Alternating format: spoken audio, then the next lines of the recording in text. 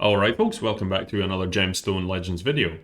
And in today's video we're going to cover a really cool update that's coming, update 0.38, and I'm also going to do a little bit on the Guild Wars information that was released, I think it was maybe a week and a half ago. I think most people will have seen that, it's in the official Discord, but if you haven't seen it, definitely worth staying till the end of the video to check that out, because the Guild Wars in this game is by far the most exciting thing they have planned. Raid could really take a leaf out of their book because their CvC is atrocious and this one just looks so much fun. So before we do start this though, if you would like to download the game, please use this QR code here and try my hashtag Iamsteamin hashtag code in the global chat and you'll get a bunch of free stuff. Really cool way to start the game. Also helps the channel out big time. But let's have a look at what we've got coming in update 0.38. So we have Artifact Festival first. Pretty self-explanatory. When active, unequipping all artifacts will cost you no coins. So this is on for a week by the looks of it. It says 7 days and whatnot. So that's awesome. It means you can finally just re-gear all your heroes. Maybe you've just been getting better equipment, but you've been waiting for something like this to unequip all your slightly less relevant gear now from your best heroes and put the better stuff on them. So that's a really cool thing to add. The next thing, they've actually put a bunch of stuff in for guilds just to make it a little bit more manageable, make it a little bit more fun really. So we're not only just going to have a leader of the guild now, you're going to have a viceroy, which is going to be your vice commander effectively. So they're both going to have obviously the power to do what they want, kick people out, change ranks, things like that, which is really cool. Plus they've added a bunch of other stuff into the guild system, so you're actually going to see people's contribution to guild events now, whereas before it was just like a group contribution. Now you can see who's putting in the most work, just so they get the kudos for it. There's also going to be a guild rules panel for people and like a pin board, so they can have messages on the pin board showing up. So that's just more communication in game, which is awesome. And one thing that I thought is definitely a good option, I'm surprised it's not in the game already, is an attack and a contribution thing for the last 7 days. So you can see who's attacked the clan boss over the last 7 days, who's contributed, all this kind of stuff. It's really good just for keeping an eye. Just make sure people are either pulling their weight, or maybe there might be a few people that have left the game and you don't realize, and you can see that they've not played for a couple of weeks. So yeah, it's really cool. So more interaction in the guild is always a good thing in games like this. And here's another screenshot of some of the role changes you can do. So you're going to have like the test, the Lord Commander, the Viceroy.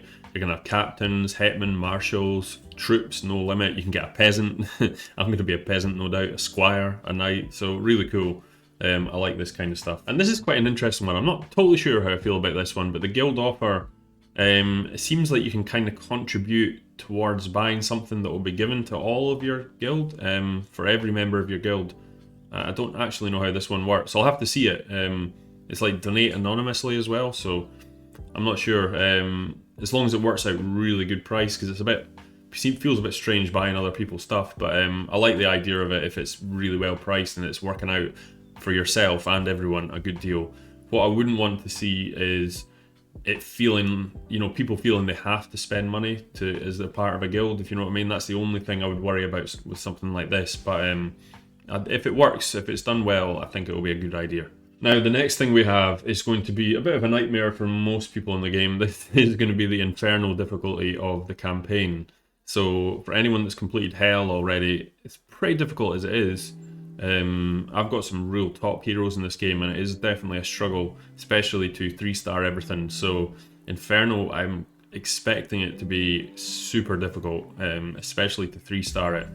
But they seem to have made the rewards definitely worth it.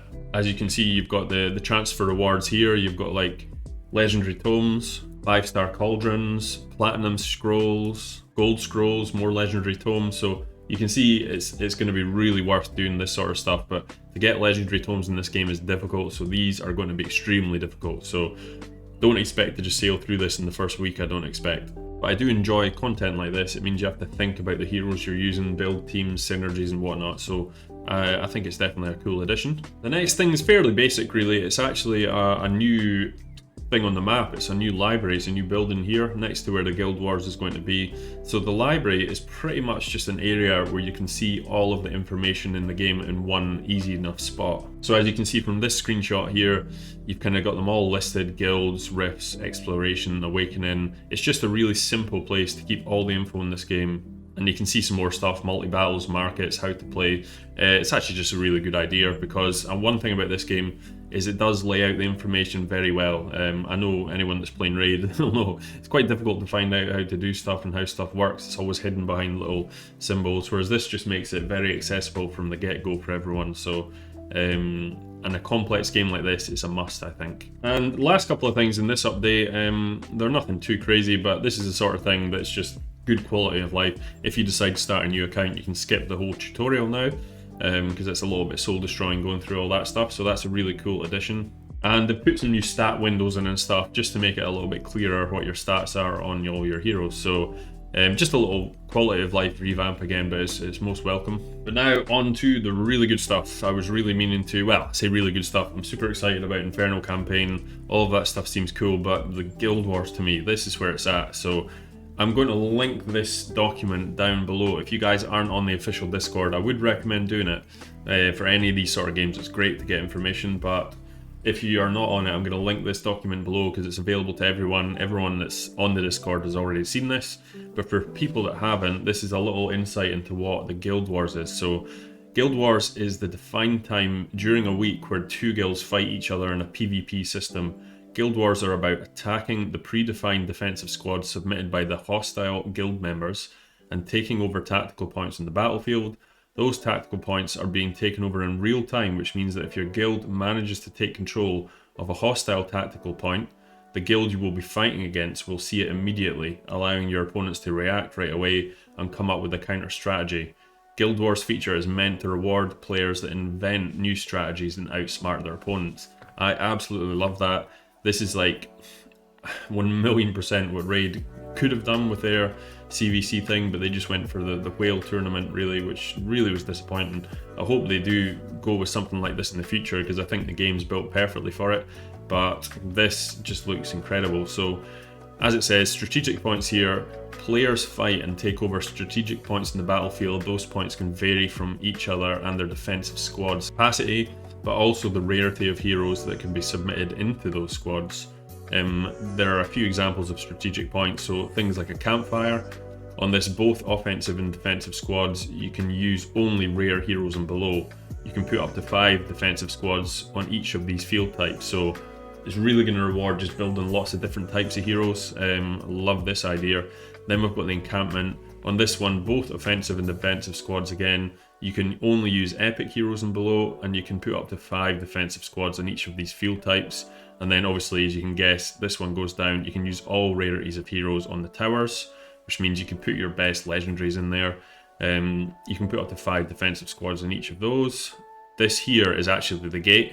So the gate on this field, both offensive and defensive, you can use all rarities of heroes, but you can put up to 8 in there. And the treasury, you can put all rarities and up to 12 on this one. So that's your sort of main thing. You want to protect your treasury.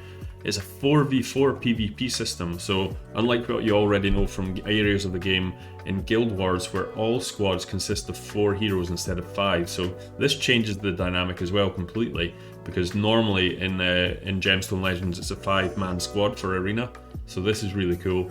Make this change because we'll think it'll add a lot of value to some heroes previously not considered. We believe that players will come up with new teams to build strategies. 100% agree. Again, anyone that's coming from the Raid background here will know when 3v3 Arena came out, we just assumed it might be 3 players per team, which would have completely changed the dynamic, but it was just 4v4 Arena again, so exact same thing. Just the simple thing of taking one hero slot away from a team makes such a big difference to the way you can build a team, so this just creates a lot of different synergies. Really excited about this.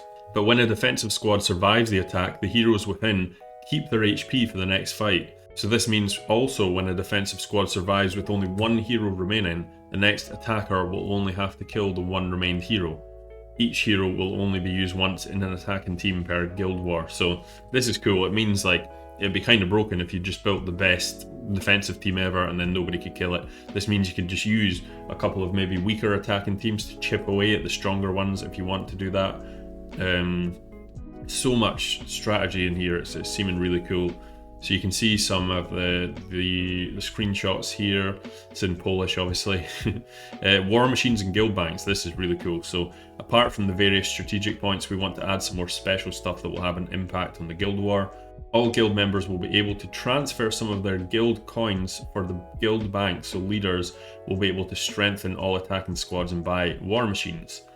Love it, love it. You can just contribute. There's so much team synergy coming in here already. It's great. So you better save up some guild coins if you haven't done it already. The guild coins are the things you're already getting from doing your raid bosses and stuff every day. All contributors will be listed to distinguish the ones who actively help the guild and the ones who keep all the guild coins for themselves, so you'll know who the greedy bastards are in this game. Fighting against raid bosses will be even more important, as it's the only way to acquire this valuable resource. Again, you just want to encourage a guild to play together as much as possible. So this looks like the guild bank. You can put stuff in. Yeah, you can transfer it into the guild coins. Very cool. How will war machines affect the guild war? Let's have a look. The ballistas here deal true damage and increased damage to low current HP targets. Very cool. Catapults. You can get catapults. How awesome is that? So a huge rock falling onto enemies, dealing true damage and slowing them. Yes, very, very cool. Medic's tent. Pretty self-explanatory. A utility for the squads that heals the heroes.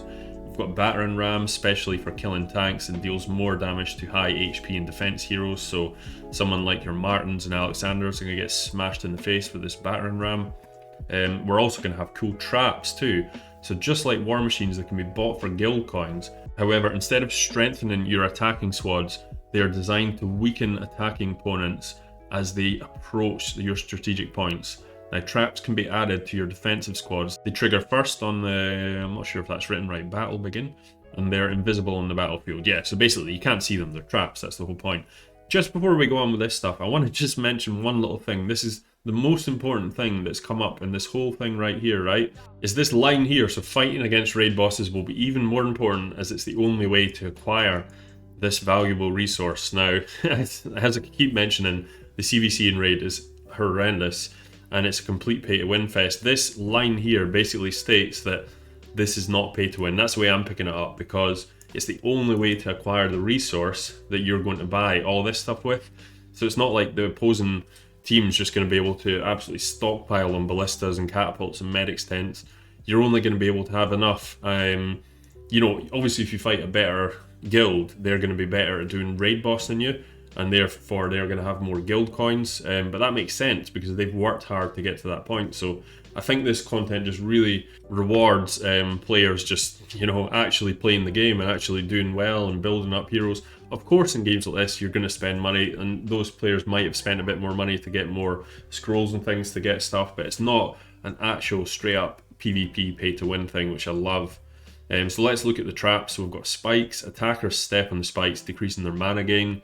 Barricades in the attacker's way, protecting defensive squads and increasing their defensive stats. We've got pitfalls, decrease their critical rate and crit damage. And we've got swamps. Attackers are stuck in the swamp, decreasing their speed. And then all the usual kind of stuff. We've got leagues. This will be the same as sort of arena. Chest rewards. Again, there's going to be a lot of different chest rewards in this. Individual rewards. MVPs as well, special players of the guild war. I love that. That's really cool to see. So they get extra points for themselves.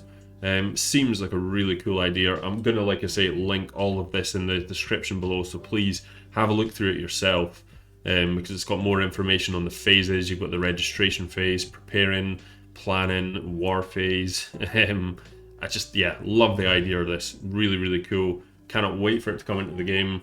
If you're watching Plarium, make sure you try and take some notes, because this is how to do a clan versus clan PvP system. This is very, very exciting. So anyway, guys, that is the video. Hope you guys enjoyed it.